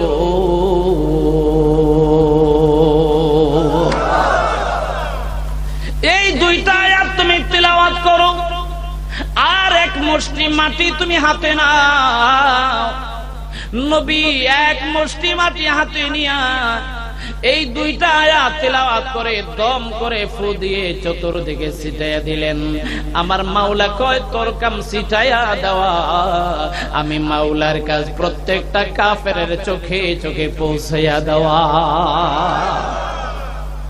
কার কাজ? চিল্লিয়ে বলেন কার? सारा दुनिया हो मुखालिफ कुछ नहीं जाएंगे साथ, सारा दुनिया हो मुखालिफ कुछ नहीं जाएंगे साथ। डर नहीं है गम नहीं है जब रहमते रहमान है, सारा दुनिया हो मुखालिफ कुछ नहीं नुकसान है। डर नहीं है गम नहीं है जब रहमते रहमान है। আমার আল্লাহ কয় আমি আল্লাহ যার সাথে আছি পৃথিবীর কোনো শক্তি নেই তার ক্ষতি করতে পারি। কি বলেন পারবে? আরো জোরে বলেন পারবে? নবী তার বাড়ি থেকে দৌড়ে রাতের বেলা আবু বকরের বাড়ি থেকে ডাক দিয়ে কয় আবু বকর, এ দোস্ত গভীর রাত, সারা দুনিয়ার মানুষগুলি ঘুমে নিমগ্ন, এই গভীর রাত্রে আস্তে করে আবু বকরকে ডাক দিয়ে বলে আবু বকর বাবা আস্তে একটা ডাক দিছি। আবু বকর ডাক দিয়া কই লাব্বাইকা ওয়া সাদাইকা ইয়া রাসূলুল্লাহ, এ আল্লাহর নবী আমি তোমার ডাকে সাড়া দিলাম, আমি হাজির আছি। নবী ডাক দিয়া কই আবু বকর, কি রে আবু বকর গভীর রাত্রে কি তুমি ঘুমাও না? আস্তে করে আমি তোমাকে ডাক দিলাম, তুমি কি ঘুমাও না? আবু বকর ডাক দিয়া কই হুজুর আজ নয় কাল নয়, 1 মাস নয় 2 মাস নয়, গত 6 মাস আগে তুমি যেদিন আমার কাছে বলেছিলা এই আবু বকর আমি মক্কা থেকে হিজরত করে মদিনায় যাব, সেদিন আমি জিজ্ঞাসা করেছিলাম নবী তোমার হিজরতের সাথে কে হবে? তুমি বলেছিলা হিজরতের সাথে আবু বকর হবে। এ নবী রে 6 মাস আগে তুমি বলেছিলা তোমার হিজরতের রাতের সাথী হবে আবু বকর। এই 6 মাস পর্যন্ত আবু বকর কোনদিন বিছানায় পিঠ লাগায়া ঘুমায় না। কেন ঘুমাও নাই? এ নবী তুমি যদি একটা ডাকের বেশি 2টা দিতে হয় আমি আবু বকরের বেয়াদবি হয়ে যাব। সুবহানাল্লাহ পড়ে আবু বকর 6 মাস পর্যন্ত রাতের বেলা দেয়ালের সাথে দরজার সাথে টেক লাগাইয়া ঘুমায়। এতটা নবীর ভালোবাসায় উদার ছিলেন, উম্মাদ ছিলেন, ভালোবাসায় পাগল ছিলেন। নবী যদি 1 থেকে 2 বার ডাক দিতে হয় বা জোরে ডাক দিতে হয় এটা নবীর শানে আমার বেয়াদবি হবে। আজ নবীর সামনে কথার একটু আওয়াজ বেড়ে গেছে, বেয়াদবি হয়ে গেছে, আবু বকরের হুঁশ নাই। সুবহানাল্লাহ পড়েন আর একটু জোরে কোন ইয়া আইয়ুহাল্লাযীনা আমানু লা তাত্তাখিযু ইয়া আইয়ুহাল্লাযীনা আমানু লা তুকদ্দিমু বাইনা ইয়াদাইল্লাহি ওয়া রাসূলি। এ নবীর উম্মত, এ নবীর উম্মত, আমার বিশ্বাসী বান্দা আমি তোমাদেরকে বলে দিলাম আমার নবীর সামনে জোরে জোরে কথা বলা যাবে না। নবীর সিদ্ধান্ত ছাড়া অ্যাডভান্স কোনো সিদ্ধান্ত দেওয়া যাবে না। নবীর কথার আগে তোমাদের কোনো কথা বলা যাবে না। চিল্লে বলেন সুবহানাল্লাহ। আমার দোস্ত আবু বকর ডাক দিয়ে বলে নবী রে তুমি চিন্তা করো না, তুমি চিন্তা করো না, তুমি 6 মাস আগে যেদিন বলেছিলা আমাকে তুমি তোমার হিজরতের সাথী বানাইবা, আমি আমার ঘরের সব সামান পত্র বিক্রি করে, কাপড় চোপড় বিক্রি করে, গয়নাগাটি বিক্রি করে আমি 2টা ওট সেদিন থেকে খরিদ করে লালন পালন করে যাচ্ছি। নবী তুমি একটার মধ্যে আরোহণ করে যাইবা, আমি আমার গোলামকে নিয়ে আরেকটায় আরোহণ করে যাইব। এ নবী রে তোমারটাকে আমি কিনেছি বড় দাম দিয়ে, বড় শক্তিশালী মজবুত চায়া। তোমার উটনির নাম আমি দিয়েছি কসওয়া। এই উটনিটা আমি আজ রাতে তোমাকে জীবনের জন্য হাদিয়া করে দিলাম। কসওয়া নামক উটে রাসূল আরবি সওয়ার হয়ে গেলেন। আবু বকর সওয়ার হইলেন তার খাদেম সহ আরেকটায়। সওয়ার হইয়া 2 জনে চলতেছেন মদিনাতুল মুনাওয়ারার দিকে রাতের আধারে। জিবরাইল ডাক দিয়ে বলে নবী আজ রাতে আর সামনে আগাইও না। আল্লাহ পাকের সিদ্ধান্ত, ফজরের নামাজের আজান হয়ে যাবে। দিনের বেলা যদি তুমি চলতে থাকো, কাফেররা তোমাকে দেখে ফেলবে। এ নবী রে, কাফেরদের নজরে যেন তুমি না পড়ে যাও, এই জন্য আল্লাহ পাকের সিদ্ধান্ত, আল্লাহ পাকের নির্দেশনা। সামনে তোমার বিশাল বড় একটা পাহাড় দেখা যায়। এই পাহাড়ের মধ্যে একটা গুহা আছে, যে গুহাটার নাম গারে হেরা। এই যে গুহাটার নাম হলো গারে সুর। এই গারে সুরের মধ্যে তোমরা দুইজনে আত্মগোপন করবা, আল্লাহ পাকের নির্দেশ না পাওয়া পর্যন্ত, আল্লাহ পাকের পরবর্তী গ্রিন সিগন্যাল না পাওয়া পর্যন্ত তোমরা গারে সুর ছাড়বা না। জোরে বলেন সুবহানাল্লাহ। এ আমার দোস্ত, আবু বকর ও নবী দুইজনেই গারে সুরের দরজার সামনে দাঁড়ায়া খাদেমকে ডাক দিয়ে কই, যাও তুমি দুটোটা উট নিয়ে আমার বাড়িতে নিয়ে চলো, কারণ এখানে যদি উটগুলি বাধা থাকে কাফেররা দেখে দেখে বুঝা ফেলবে নবী মুহাম্মদ আরবি এখানে আছে। সুবহানাল্লাহ পড়েন। খাদেমে দুইটা উট নিয়ে আসছে, বলে আমি যখন খবর পাঠাবো, লোক পাঠাবো, তুমি আবার নিয়ে আসবা। আমার বাবারে, গারে সুরের মধ্যে আবার নবী ডাক দিয়ে কই, আবু বকর তুমি দাঁড়াও, তুমি দাঁড়াও, আগে আমি যাই। বলে কেন যাইবা? তুমি কেন আগে যাইবা? বলে আমি আগে গর্তটা পরিষ্কার করে আসি, আমি গর্তটা সাফ করে আসবো, তারপরে তুমি যাইবা। আবু বকর ডাক দিয়া কই, নবী রে,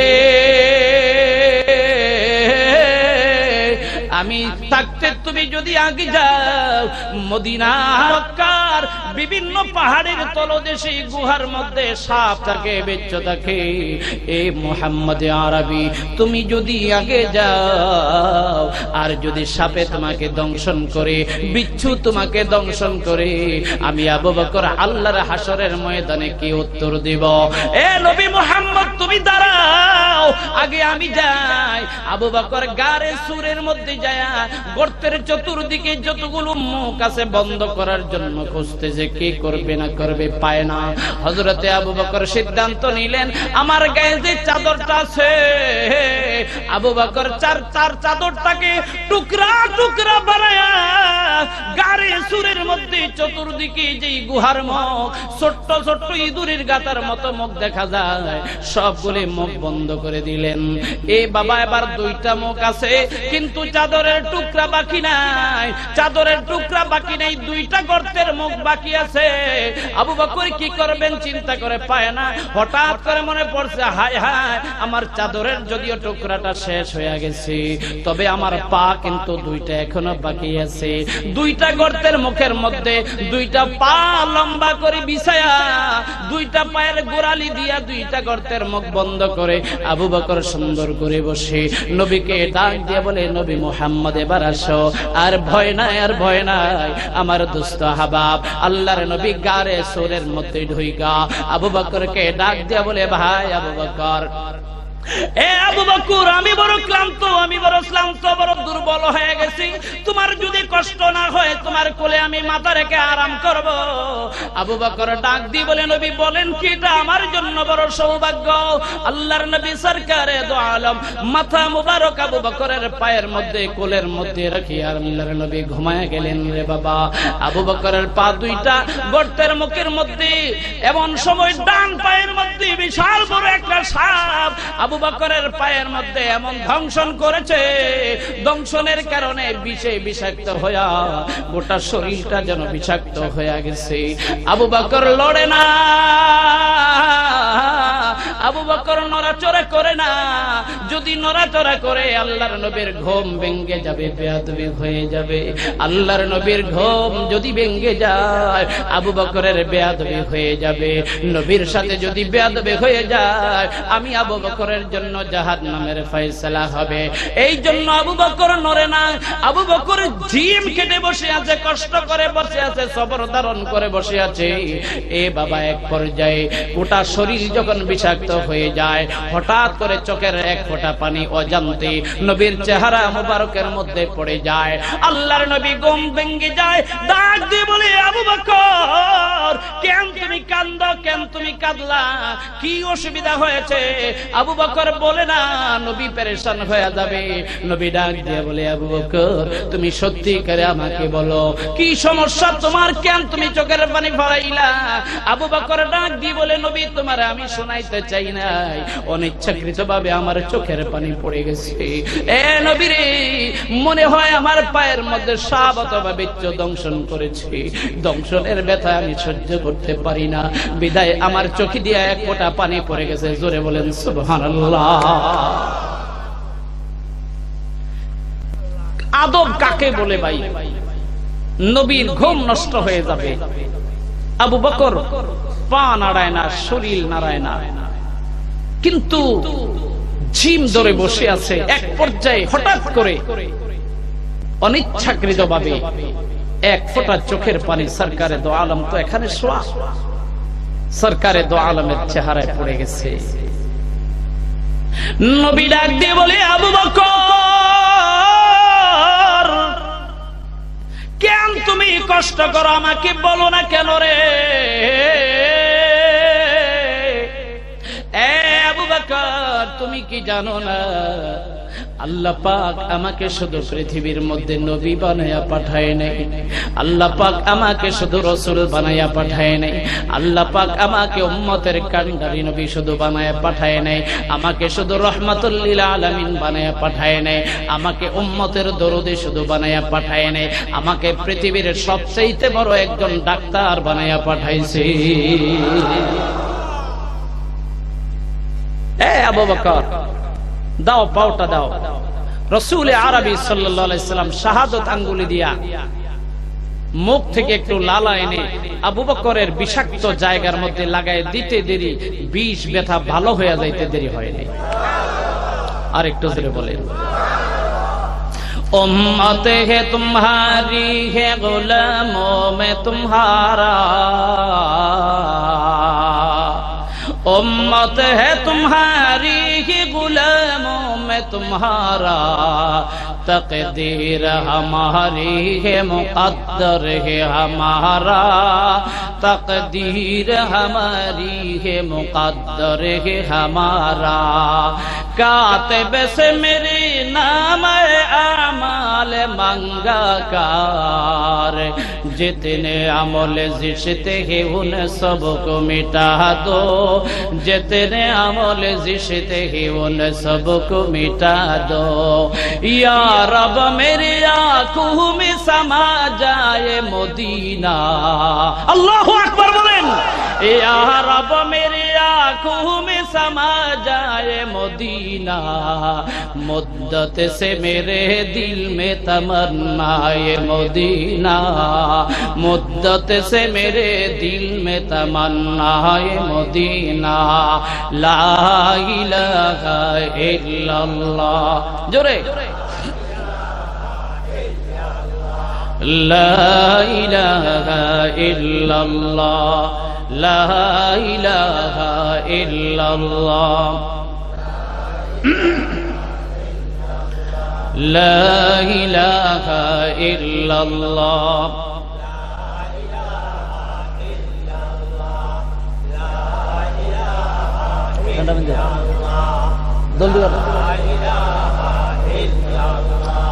ला इलाहा इल्लल्लाह, ला इलाहा इल्लल्लाह, ला इलाहा इल्लल्लाह,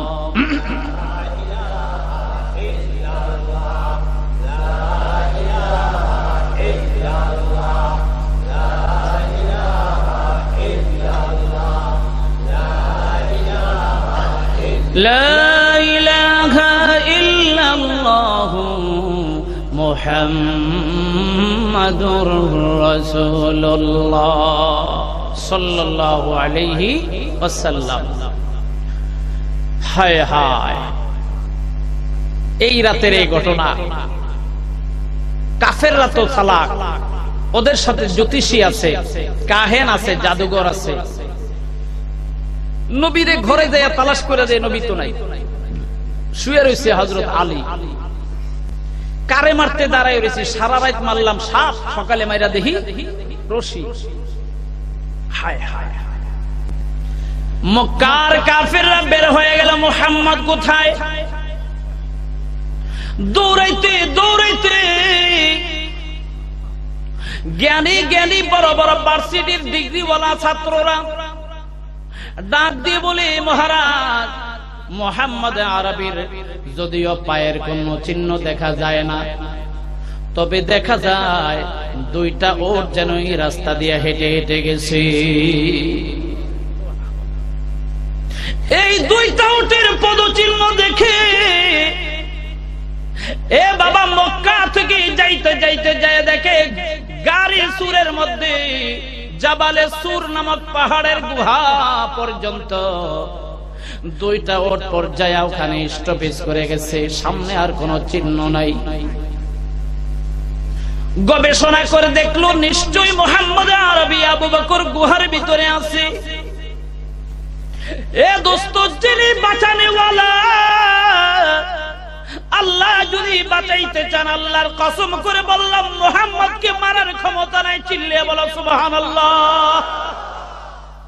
আল্লাহ কয়, আমি মুহাম্মদকে মারতে দিব না, আমি মুহাম্মদকে মারতে দিব না, মুহাম্মদকে মারতে দিব না।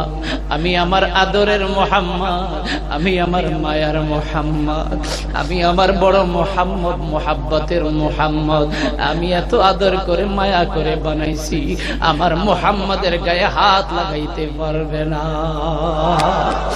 দে মুঝে ইশকে মুহাম্মদ और मोहम्मद यूं में गिन, दे मुझे इश्क़ मोहम्मद और मोहम्मद यूं में गिन, हो मोहम्मद ही मोहम्मद विरद मेरा रात दिन, हो मोहम्मद ही मोहम्मद विरद मेरा रात दिन। बाबा আল্লাহর কাছে দোয়া কর, আল্লাহ যেন মুহাম্মদের মুহাব্বত অন্তরে দেয়। বাবা, যেই অন্তরে মুহাম্মদের মুহাব্বত থাকবে, আল্লাহর কসম করে বললাম ওই দিলওয়ালা মানুষ জাহান্নামে যাবে না। মুহাম্মদের মুহাব্বত দিলে জায়গা দে।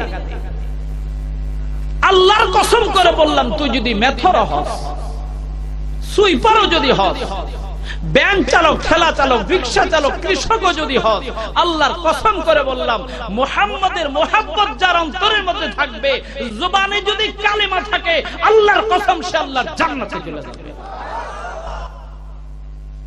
আসআদুন নাসি বিশাফাআতি, আসআদুন নাসি বিশাফাআতি ইয়াউমাল কিয়ামাতি মান ক্বালা লা ইলাহা ইল্লাল্লাহু খালিসান লিনাফসিহি আও কলবিহি। মুহাম্মদ আরবী বলে, মুহাব্বতের সাথে যে কালিমা পড়ছে আর আমি মুহাম্মদকে যে মুহাব্বতের সাথে স্মরণ করছি, আমি হাসরের ময়দান ওই উম্মত যখন সুপারিশের দ্বারস্থ হবে, আমি আমার গুনাহগার উম্মতকে সুপারিশ করে জান্নাতে জিয়া নিয়ে যাব। আল্লাহ, তুমি মুহাম্মদ আরবীর ভালোবাসা আমাদের অন্তঃকরণে দান করো। আরেকটু আস্তে করো।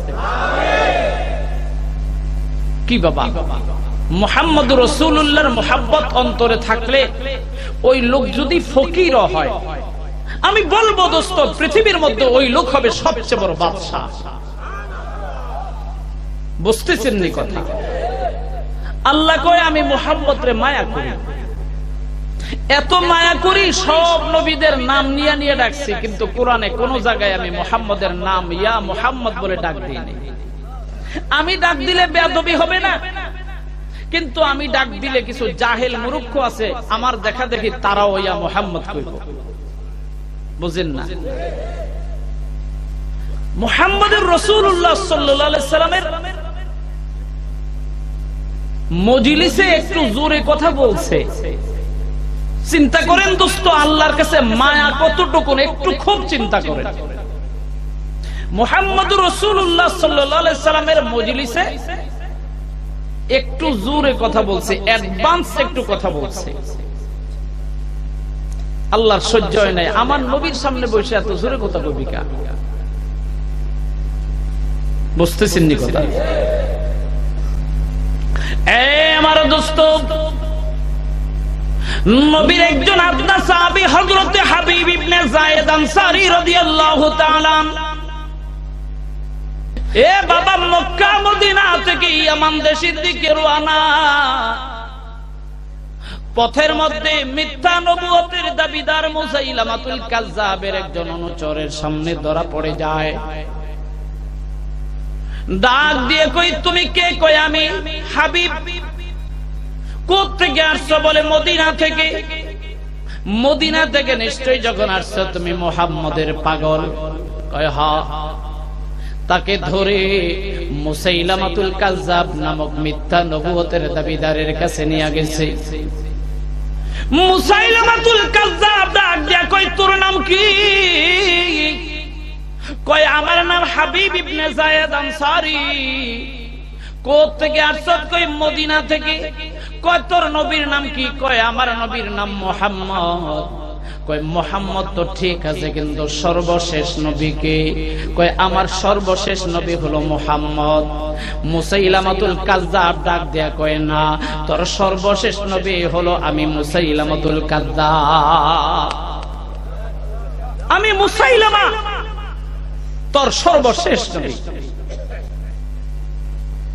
মুহাম্মদকে মান আমার আপত্তি নাই, কিন্তু সর্বশেষ নবী আমি মুসাইলামা। হাবিব ইবনে যায়েদ বলে, না না না, আমি মুহাম্মদকে সর্বশেষ নবী মেনেছি। আমি এক সেকেন্ডের জন্য তোরে আমি নবী মানতে পারি না। আমার আল্লাহ বলেছেন, মা কানা মুহাম্মাদুন আবা আহাদিম মির রিজালিকুম ওয়ালাকিন রাসূলুল্লাহি ওয়া খাতামান নবিয়্যিন। আমার নবী সবার শেষ নবী, আমার নবীর পরে আর কোন নবী নাই। মুসাইলামাতুল কাজ্জাব কয়, আমারে একবার নবী বাইনা নে, জীবন বাঁচবে, আর না হয় আমার এই তরবারি তোর কল্লা ফালায় দিবে। হযরতে হাবিব ইবনে যায়েদ আনসারী ডাক দিয়ে কয়, লা ইলাহা ইল্লাল্লাহ, লা ইলাহা ইল্লাল্লাহ, লা ইলাহা ইল্লাল্লাহ, ওয়ালা কিতাবা বা'দা কিতাবিল্লাহ, ওয়ালা নাবিয়্যা বা'দা মুহাম্মাদির রাসূলিল্লাহ। আমি শাহাদাত আঙ্গুলি উঁচা করে আল্লাহকে দেখাইয়া দিলাম, এ আল্লাহ, তুমি ছাড়া আমি কাউকে মানি না, মুহাম্মদ ছাড়া আখেরি নবী কাউকে মানি না, কোরআন ছাড়া সর্বশেষ কোন কোরআন কিতাব আর মানি না। আমি কোরআনকে সর্বশেষ কিতাব মানি, মুহাম্মদকে সর্বশেষ নবী মানি, আল্লাহ তোমাকে আমি আল্লাহ হিসাবে মানি। এ বাবা, শাহাদাত আঙ্গুলি উঁচা করে ডান হাত উঁচা করে যখন সাক্ষী দিল, এই কথা বলার সাথে সাথে হাবিব ইবনে যায়েদ আনসারীর ডান হাতটা মুসাইলামাতুল কাজ্জাব সঙ্গে সঙ্গে কেটে ফেলেছে। এক কোপ দিয়ে হাত কেটে ফেলেছে। ডাক দিয়ে বলি, হাবিব, এখনো সময় আছে, তুমি মুহাম্মাদের পরিবর্তে আমাকে নবী হিসাবে মেনে নাও। হাবিব ইবনে যায়েদ আনসারী ডাক দিয়ে বলে, না না না, লা ইলাহা ইল্লাল্লাহ, ওয়ালা নাবিয়্যা বা'দা মুহাম্মাদির রাসূলিল্লাহ, ওয়ালা কিতাবা বা'দা কিতাবিল্লাহ। না আল্লাহ ছাড়া আর কোন আল্লাহ নাই, না মুহাম্মদ ছাড়া সর্বশেষ কোন নবী নাই, না আল্লাহর কোরআন ছাড়া আর কোন কিতাব নাই। বাবা, এই কথা বলতে না বলতে তার বাম হাতটাও কেটে দিয়েছে। 3 নম্বরে কয়, এখনো সময় আছে, তুই মরস নাই, আমাকে একবারের জন্য নবী মাইনা নে, মুহাম্মদের পরিবর্তে আমাকে একবার মেনে নে। হাবিব ইবনে যায়েদ আনসারী ডাক দিয়ে বলে, আমার ডান হাত গেছে, আমার বাম হাত গেছে। এ মুসাইলামাতুল কাজ্জাব, আমার ডান হাত যদি 1000 হয়, আমার বাম হাত যদি 1000 হয়, আর 1000 করে 1000 2000 বার যদি দুইটা হাত আমার কাটা যায়, আমি 1 সেকেন্ডের জন্য মুহাম্মদ আরবির পরিবর্তে তোরে মেনে নিতে পারি না। আমি এই অন্তরের মধ্যে যাকে জায়গা দিয়েছি, এই অন্তরের মধ্যে যে নবীর ভালোবাসা জায়গা দিয়েছি, এই অন্তরের মধ্যে যার ভালোবাসাকে লালন করেছি, এই অন্তরের মধ্যে যার ভালোবাসা দিয়া পবিত্র বানাইলা, সে মুহাম্মদকে এক সেকেন্ডের জন্য আমি ফলাইতে পারি না। আমার জীবন, আমার হাত গেছে ডান হাত, আমার বাম হাত গেছে, আমার জীবন যদি 1 কোটি বারে দিতে হয়, আমি 1 কোটি বার আমার জীবন দিতে পারি, 1 সেকেন্ডের জন্য আমি তোকে নবী বলে মেনে নিতে পারি না। এ আমার দোস্ত, হাবিব ইবনে যায়েদ এই কথা বলার সাথে সাথে মুসাইলামাতুল কাযযাব তার তরবারি দিয়া হাবিব ইবনে যায়েদ আনসারীর শরীরটাকে এমন ভাবে তরবারি দিয়ে আঘাত করতে করতে বাবা চাজরা বানায় দিছে, জায়গার মধ্যে শহীদ বানায় দিছে। এ বাবারে, কিতাবের মধ্যে আছে হাবিব ইবনে যায়েদকে যতবার তরবারি দিয়ে আঘাত করে, হাবিব ইবনে যায়েদের জবান দিয়ে শুধু একই কথা, লা ইলাহা ইল্লাল্লাহ ওয়া লা নাবিয়্যা বা'দা মুহাম্মাদির রাসূলিল্লাহ ওয়া লা কিতাবা বা'দা কিতাবিল্লাহ।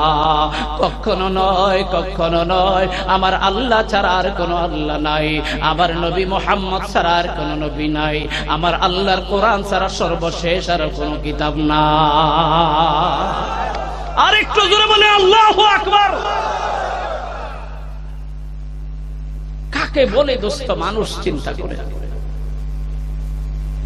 হাবিব ইবনে যায়েদ আনসারীর মায়ের কাছে খবর গেছে, মারে খবর পাইছো? কি খবর? বলে মুসাইলামাতুল কাযযাব মিথ্যা নবুয়তের দাবিদার বাটপার, এই মুসাইলামাতুল কাযযাব তার হাতে তোমার ছেলে ধরা পড়েছে। তাকে নবী না মানার কারণে, তোমার ছেলে মুহাম্মদ আরবিকে নবী মানার কারণে, মুসাইলামাতুল কাযযাবকে নবী না মানার কারণে মুসাইলামাতুল কাযযাব তার নিজের হাতে তরবারি দিয়া তোমার ছেলেকে ঝাঁঝরা করে ফেলেছে। আল্লাহু আকবার। হাবিব ইবনে যায়েদ আনসারীর মা শুনে শুনে ডাক দিয়ে বলে, এই আমার ছেলে হাবিব, এতদিন পরে তুমি আমার দুধের হক আদায় করেছো।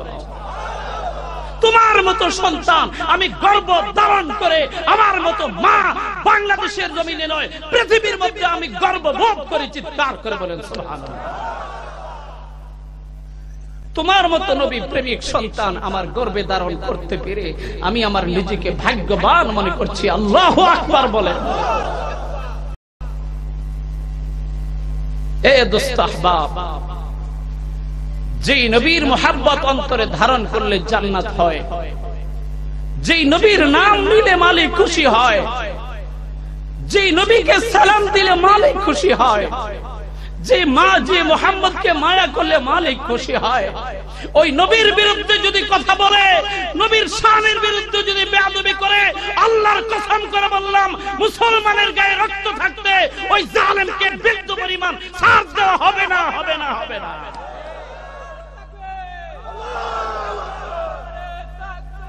আল্লাহু আকবার।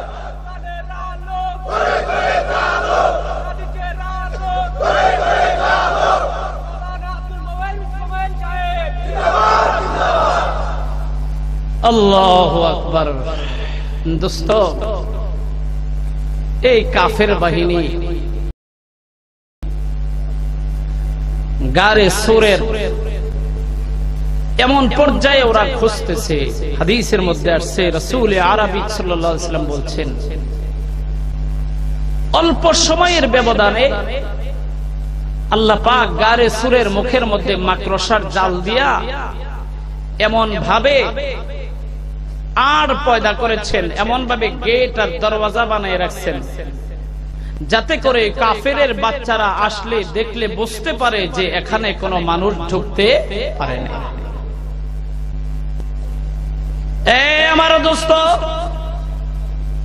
হযরতে আবু বকর ডাক দিয়ে বলে, নবী রে, এই যে দেখা যায় আমাদের মাথার উপরে কাফেরদের পা, ওই যে কাফেররা চলে আসে, নিচের দিকে তাকাইলে তারা যদি নিচের দিকে তাকায় আবু বকরের মাথা দেখে আমার নবীর মাথা মোবারক দেখে, এ নবী তারা এদিকে তাকায়, ডাইনে তাকায়, বায়ে তাকায়, সামনে তাকায়, পেছনে তাকায়, কিন্তু নিচের দিকে তাকায় না। হাদিসের মধ্যে আসছে আবু বকর ডাক দিয়া বলে, নবী রে, তারা যদি একটাবার নিচের দিকে নজর করে তারা আমাদের হাত দেখতে পারবে, আমাদের মাথা দেখতে পারবে, আমাদের বডিটা দেখতে পারবে, কিন্তু দেখেন বাবা খুদার কুদরতের কৃষ্ণা কেমনটা, তারা টাইনে বায়ে সারা পৃথিবীর দিকে তাকায়, একটাবার পায়ের দিকে নিচের দিকে তাকায় না। জোরে কোন সুবহানাল্লাহ। আবু বকর ডাক দিয়ে বলে, নবী রে,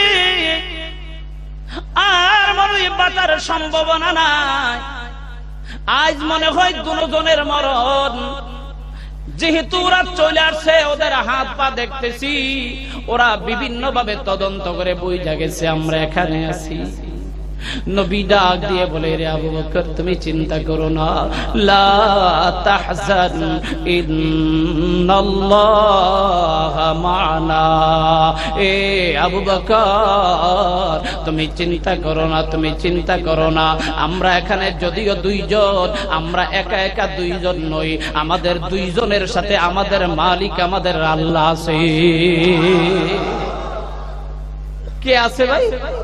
सारा दुनिया हूँ मुखालिफ, कुछ नहीं नुकसान है, जब डर नहीं है, डर नहीं है, गम नहीं है, जब रहमत रहमान है, डर नहीं है, गम नहीं है, जब रहमत रहमान है।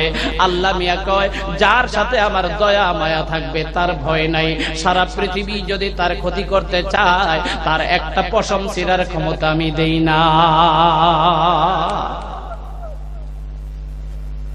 হায় হায়, হযরত ওমর ফারুক ডাক দিয়া কয়, আহা, আমার ভাই আবু বকরের এই এক রাতের আমলকে যদি এক পাল্লে ওজন করা হয়, আমার সারা জিন্দেগীর আমলের সমান হয় না। আরেকটু জোরে কও। এ আমার দোস্ত, এই দুইজন আবু বকর ওমর দুইজনে কথাবার্তা বলতে গিয়ে নবীর সিদ্ধান্তের একটু অ্যাডভান্স হয়ে গেছে, আগাম কথাটা হয়ে গেছে, আল্লাহ পাক পছন্দ করে নাই। ডাক দিয়া কয়, আবু বকর, এ ওমর, যদিও তোদের প্রেক্ষাপটে আমি আয়াত নাজিল করলাম, কিন্তু সব সাহাবায়ে কেরামদেরকে আমি জানাইয়া দিলাম, আমার নবীর কথার আগে তোরা কথা বলবি না, আমার নবীর কাজের আগে তোরা কাজ করবি না, আমার নবী যা বলবে তাই করবি, আমার নবী যা বলে তাই করবে, তাই বলবি, আমার নবীর কথার বাইরে কোনো কথা বলার এখতিয়ার আমি তোদেরকে দেই নাই। চিল্লিয়ে বলেন সুবহানাল্লাহ।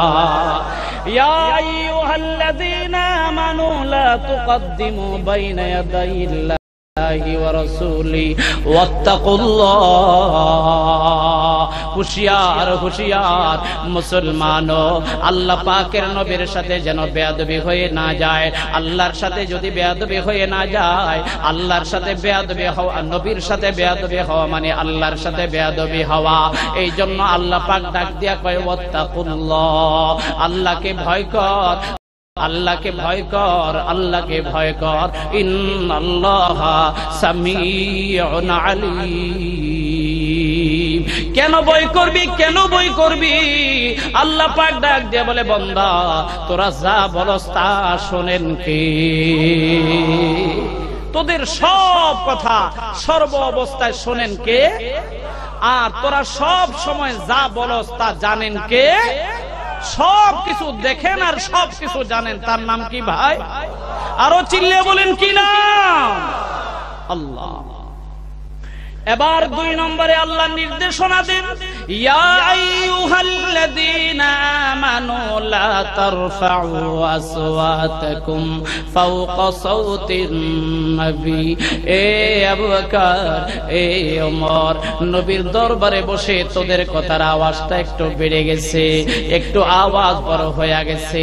না না না, আমার নবীর আওয়াজের চাইতে তোদের কথার আওয়াজ যেন বেড়ে না যায়।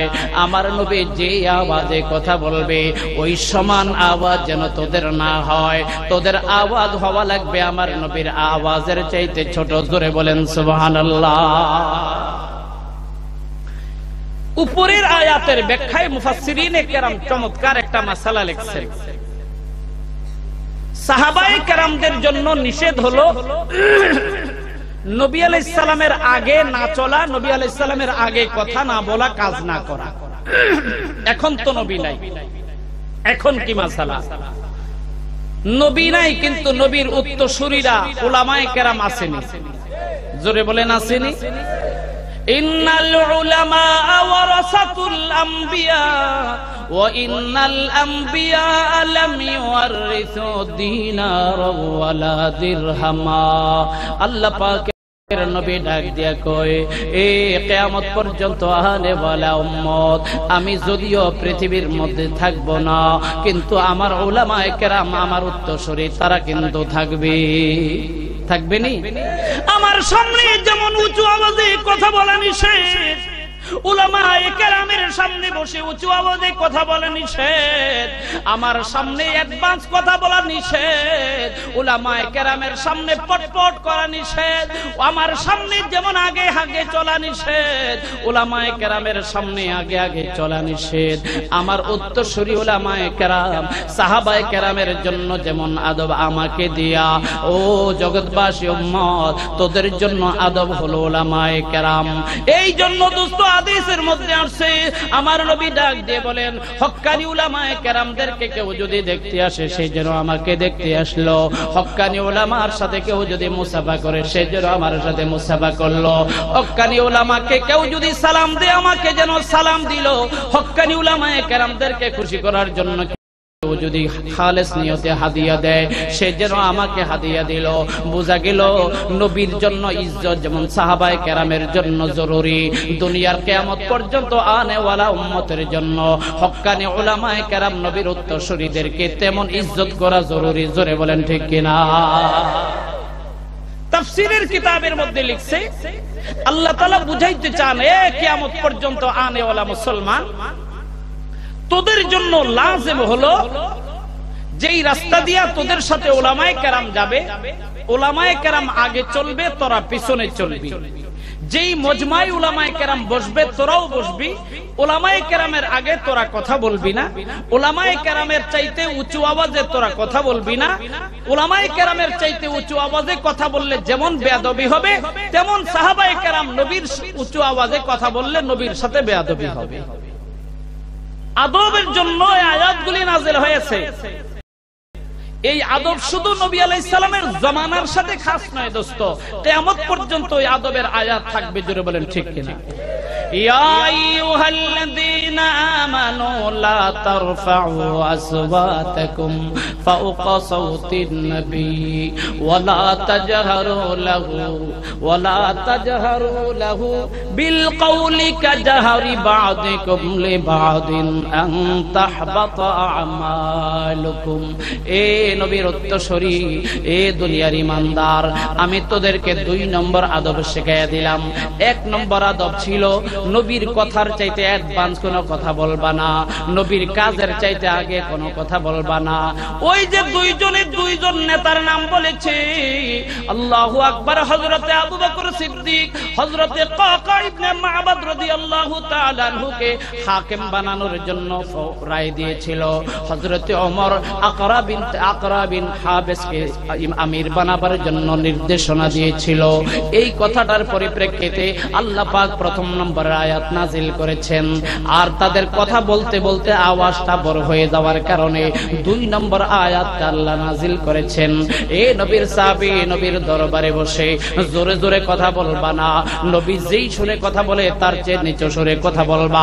আল্লাহ পাক আমাদের সকলকে আদব রক্ষা করার তৌফিক দে। জোরে কোন আমিন।